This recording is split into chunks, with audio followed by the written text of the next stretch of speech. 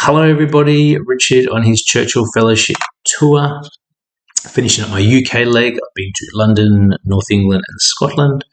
I'm heading over to Norway, Denmark, and Sweden in a couple of days, and then I'll be back in April. Pardon me. So, just a quick video on a very, very interesting program I saw, and also I'll do a quick overview of the UK compared to Canada. But this program, very, very interesting. Somewhat controversial. It's the only one of its kind in Europe and possibly the world. I've never heard of anything like this. Now, what it is, it's police working with justice system lived experience mentors to do youth intervention. So it's a collaboration between Scotland Police and Aid and Abet, which is a lived experience community group. It's a pilot program. 2 years funding, first year in, showing promise, talks about extending it to bigger jurisdictions. Now, it works like this. They work in pairs. One police officer, not uniformed, no police car, dressed casually, and a lived experience mentor, justice system. The one that I spoke to went away for murder. He was a lifer. He stabbed someone, did life. Now he's doing this sort of work. The other person I didn't get to speak to, there's two pairs, pilot program still. The other person I get to speak to. So there's sort of two modes to this program. The first one is like early intervention. An example is parent brings up police and says, my son's carrying a knife, what do I do? Police refer this to this program. The mentor and the police officer go out and talk to the youth. The mentor, in this instance, had stabbed someone, spoke to the youth, told him about his lived experience, told him his story. The police is there as a deterrent, so they can investigate and they can arrest, but it's not the point of the program. The program's not that. The program's about relationships and diversion to assistance. They can do that, but they don't. The youth told about this. The mentor sort of leads the conversation, develops that relationship, tells them the story, tells them what can happen. The police is there as a deterrent, as I said, and it works really well. So that example, the parents rung the police down the track and said, my son's hanging out with different kids and he's not carrying a knife anymore. Now, there's been many of those stories. So I don't know the stats, but the stats on that sort of early intervention with this pair is very good. You know, they just sort of drop off when they're sort of just starting to get involved. The second mode is for like the very serious offenders, you know, multiple times, you know, knife crime, drugs, all that sort of thing. Now, that's a bit more in-depth. So still the police officer and the mentor working with the youth, but there's programs they refer them to, or they do talks themselves, or they link them up with institutions, or, like the police have relationships with like education, all that sort of stuff. So they use those relationships to get the kids into programs, and the police have some funding and they can get philanthropic funding and all this sort of stuff. They work together to help this kid out.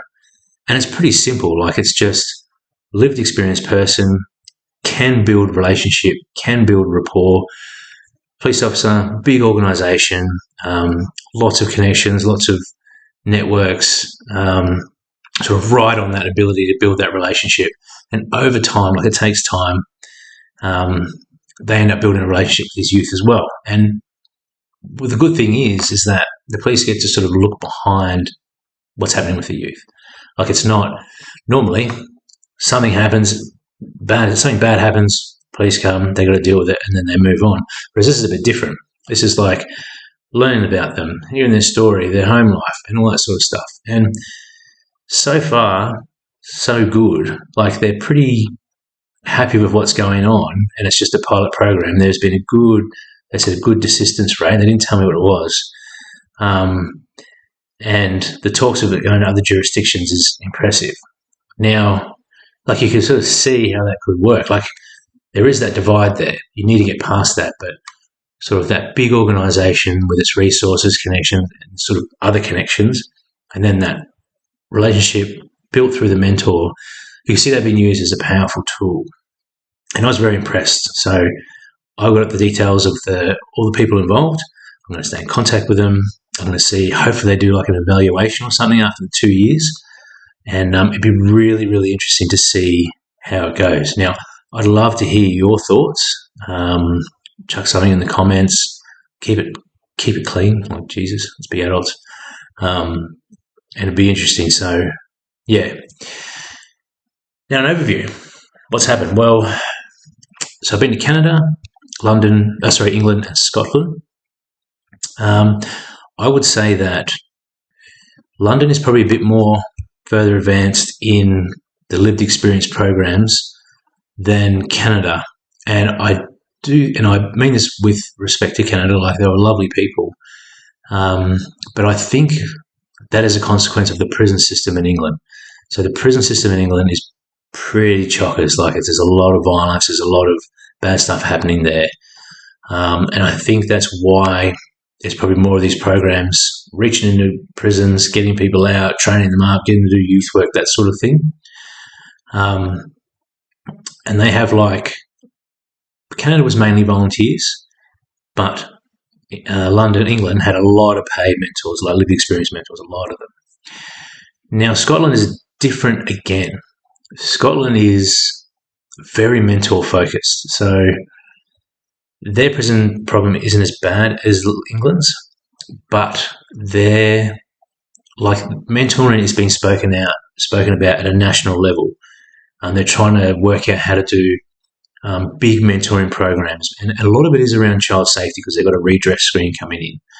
But mentoring always incorporates lived experience. So lived experience is just sort of coming along with that sort of mentoring push.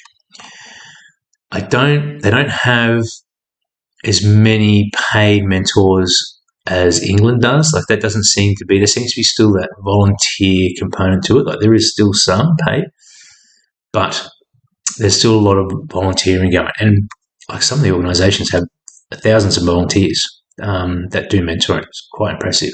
A lot of it in schools or child protection. So I'd say that they're different. So Scotland and England, even though they're neighbours, they're different. They both have their strengths. And, I couldn't really say which one was further ahead. But one thing I'll say is none of them are like America, where America has a name for it. Like this type of lived experience is called credible messengers. And they have a profile and they have academics interested, philanthropists are interested. If you say Texas Credible Messenger Program, people will be able to put together what that is. Whereas here, it doesn't have a name like there. It's not sort of marketed, I guess you'd call it. But still very interesting. Like I've learned a lot. And I'm really interested to see what the Nordic countries are like. In a few days, I'll be over there and I'll be pestering you with some videos. If you're getting my emails, then there'll be this email and then one last email about the Nordic countries, and then that's it. I won't bombard you anymore. Fellowship applications are open. Anyone wants any advice on that, just reach out to me. It's been a fantastic experience. Thank you for listening. I got through that.